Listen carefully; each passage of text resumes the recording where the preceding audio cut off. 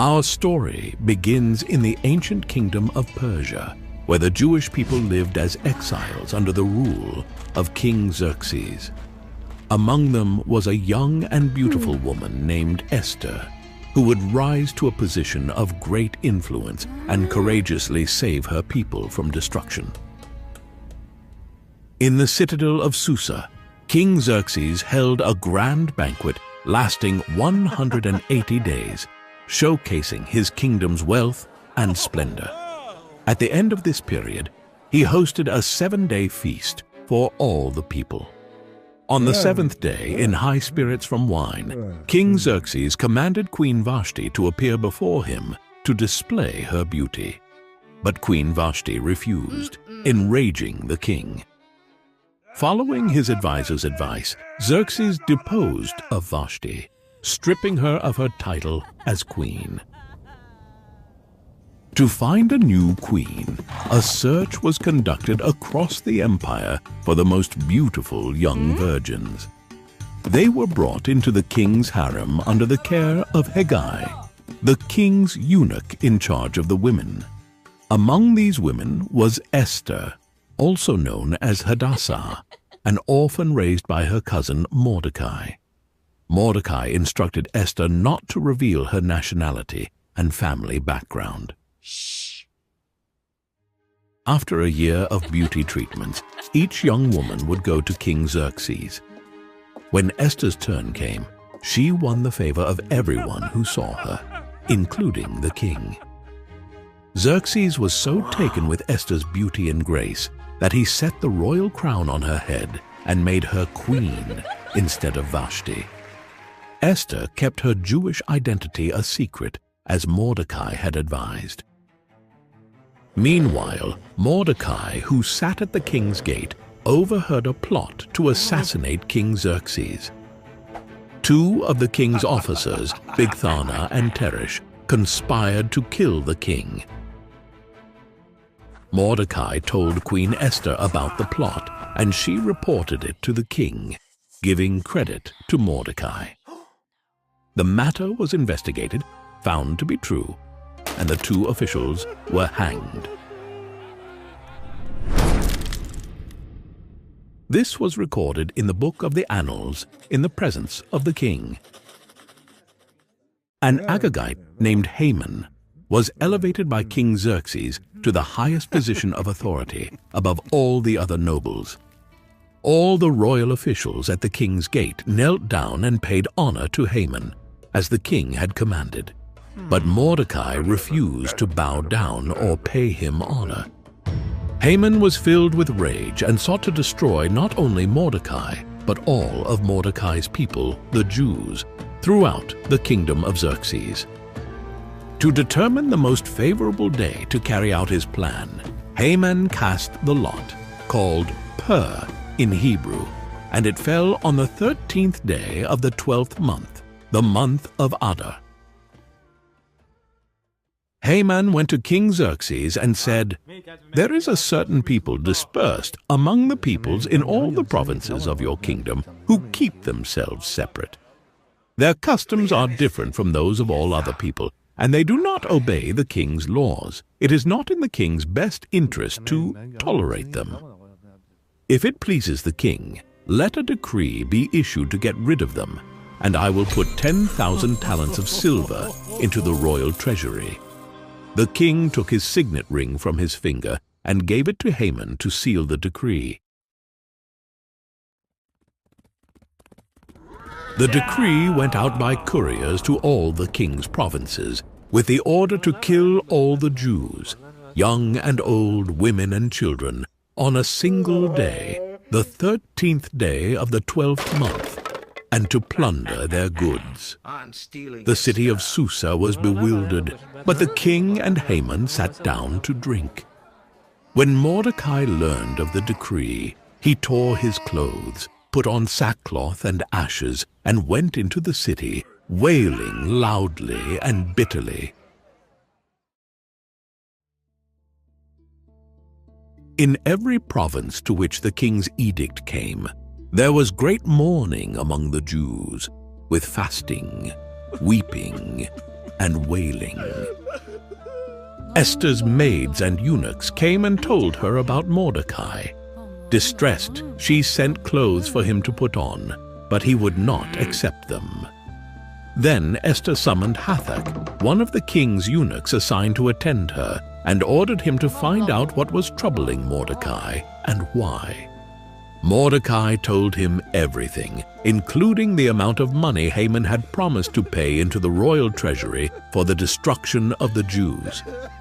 He also gave him a copy of the edict for their annihilation to show to Esther, and urged her to go into the king's presence to beg for mercy and plead with him for her people.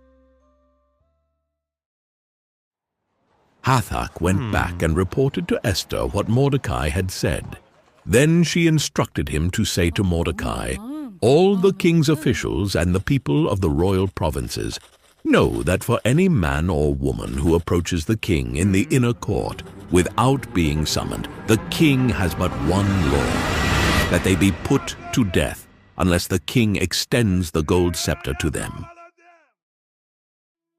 When Esther's words were reported to Mordecai, he sent back this answer: "Do not think that because you are in the king's house, you alone of all the Jews will escape. For if you remain silent, relief and deliverance for the Jews will arise from another place. But you and your father's family will perish. And who knows but that you have come to your royal position for such a time as this?" Then Esther sent this reply to Mordecai: "Go, gather together all the Jews who are in Susa and fast for me. Do not eat or drink for 3 days, night or day. I and my attendants will fast as you do. When this is done, I will go to the king, even though it is against the law. And if I perish, I perish."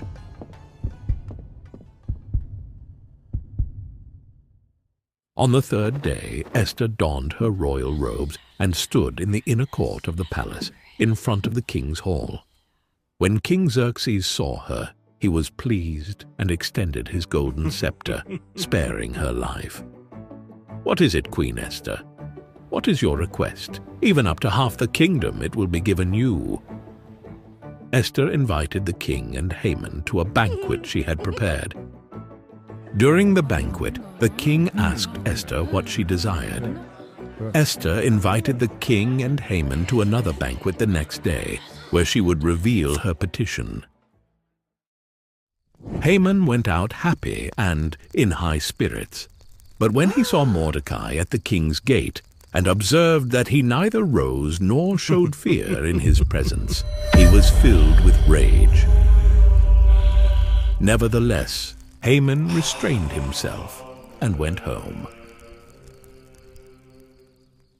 Calling together his friends and Zeresh, his wife, Haman boasted to them about his vast wealth, his many sons, and all the ways the king had honored him. "And that's not all," Haman added. "I'm the only person Queen Esther invited to accompany the king to the banquet she gave. But all this gives me no satisfaction as long as I see that Jew Mordecai sitting at the king's gate." His wife Zeresh and all his friends said to him, "Have a pole set up reaching 50 cubits, and ask the king to have Mordecai impaled on it. Then go with the king to the banquet and enjoy yourself." This suggestion delighted Haman, and he had the pole set up. That night, the king could not sleep, so he ordered the book of the Chronicles to be brought in and read to him.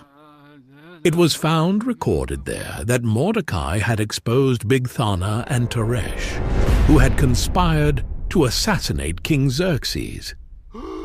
"What honor has Mordecai received for this?" the king asked. "Nothing has been done for him," his attendants answered.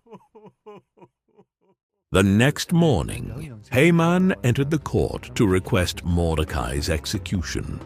Before Haman could speak, the king asked, "What should be done for the man the king delights to honor?"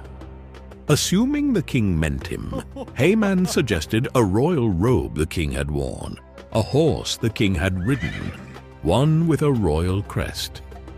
Then let the robe and horse be entrusted to one of the king's most noble princes. Let them robe the man the king delights to honor and lead him on the horse through the city streets, proclaiming, "This is what is done for the man the king delights to honor." To his horror, the king commanded Haman to honor Mordecai in this way.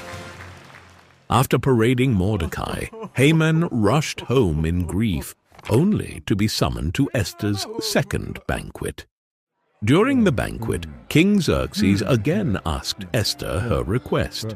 Queen Esther answered, "If I have found favor with you, your majesty, and if it pleases you, grant me my life. This is my petition. And spare my people, this is my request. For I and my people have been sold to be destroyed, killed, and annihilated."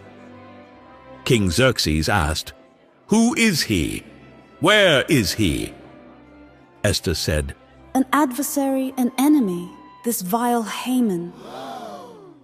Then Haman was terrified before the king and queen. The king got up in a rage and went out into the palace garden. Haman stayed behind to beg Queen Esther for his life. Just as the king returned, Haman was falling on the couch where Esther was reclining. The king exclaimed, "Will he even harm the queen while she is with me in the house?" As soon as the word left the king's mouth, they covered Haman's face. Then Harbona, one of the eunuchs, said, "A pole reaching 50 cubits stands by Haman's house. He had it set up for Mordecai." The king said, "Take him to it." So they took Haman to the pole he had set up for Mordecai. After that, the king's fury subsided. That same day, King Xerxes gave Queen Esther the estate of Haman, and Mordecai came into the king's presence, for Esther had told how he was related to her. The king took off his signet ring, which he had reclaimed from Haman, and presented it to Mordecai. Esther appointed him over Haman's estate. Esther again pleaded with the king, falling at his feet and weeping. She begged him to put an end to Haman's evil plan. Then the king extended the gold scepter to Esther, and she stood before him. "If it pleases the king," she said, "and if he regards me with favor, let an order be written overruling the dispatches that Haman devised and wrote to destroy the Jews in all the king's provinces. For how can I bear to see disaster fall on my people?" King Xerxes replied, "Because Haman attacked the Jews, I have given his estate to Esther. Now write another decree in the king's name in behalf of the Jews, as seems best to you, and seal it with the king's signet ring. For no document written in the king's name and sealed with his ring can be revoked." At once the royal secretaries were summoned. They wrote out all Mordecai's orders to the Jews and to the nobles of the 127 provinces. Mordecai wrote in the name of King Xerxes, sealed the dispatches with the king's signet ring, and sent them by mounted couriers. The king's edict granted the Jews the right to assemble and protect themselves, to destroy any armed force that might attack them. The day appointed for the Jews to do this was the 13th day of the 12th month, the month of Adar. The couriers went out, spurred on by the king's command, and the edict was issued in the citadel of Susa.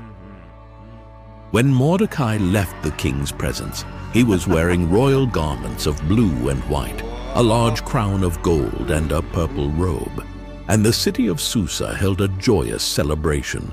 For the Jews it was a time of happiness and joy, gladness and honor. On the 13th day of the 12th month, the edict was to be carried out.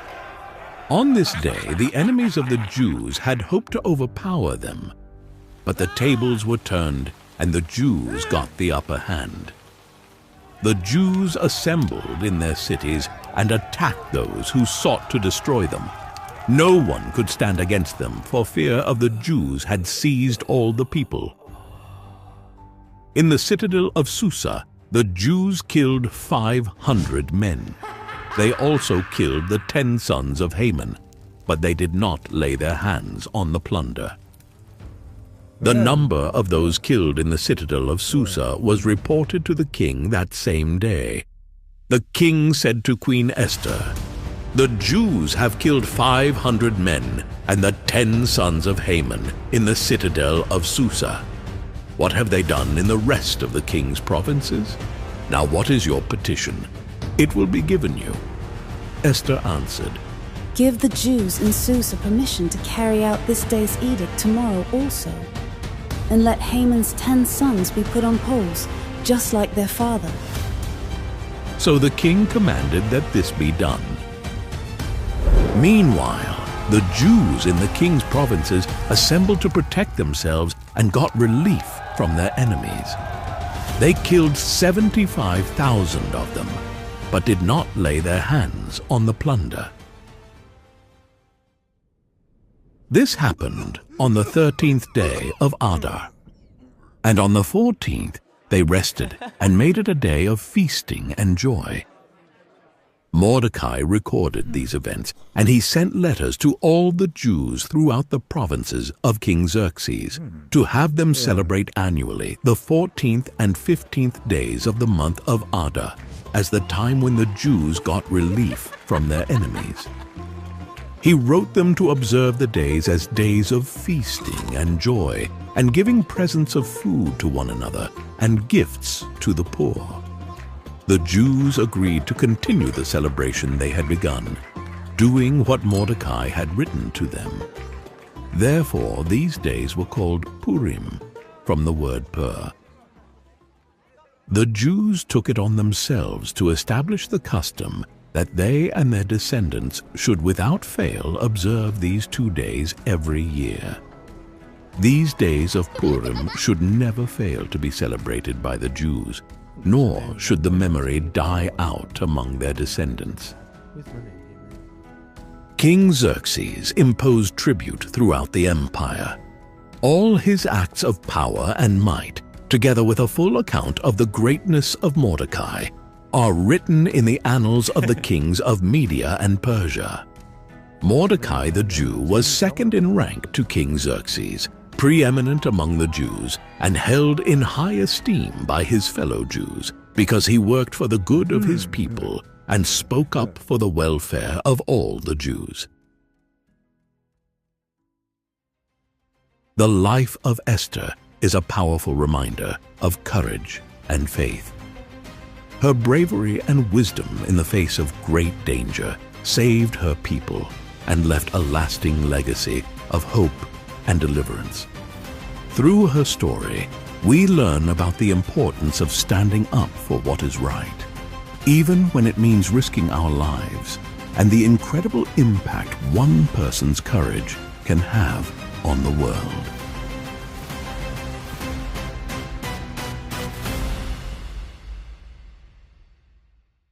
Do you want your children and other families around the world to learn the Bible through animated movies? Then here's your chance to help make that happen. Our vision is to create full-length Bible movies that tell all the stories leading to Jesus, something mainstream media like Disney would never do. All of our content is free and available on YouTube, but ad revenue alone is not enough to support our mission. By joining our community on Patreon, we can together create these incredible films and spread the Bible stories to the next generation. In return, we offer you exclusive perks for your entire family. Thank you for being a part of this amazing mission. If you enjoyed this video, please subscribe to our channel and press the bell for notifications of our newest videos. Make sure to like the video comment your thoughts, and share it with your friends and family. Thank you for watching.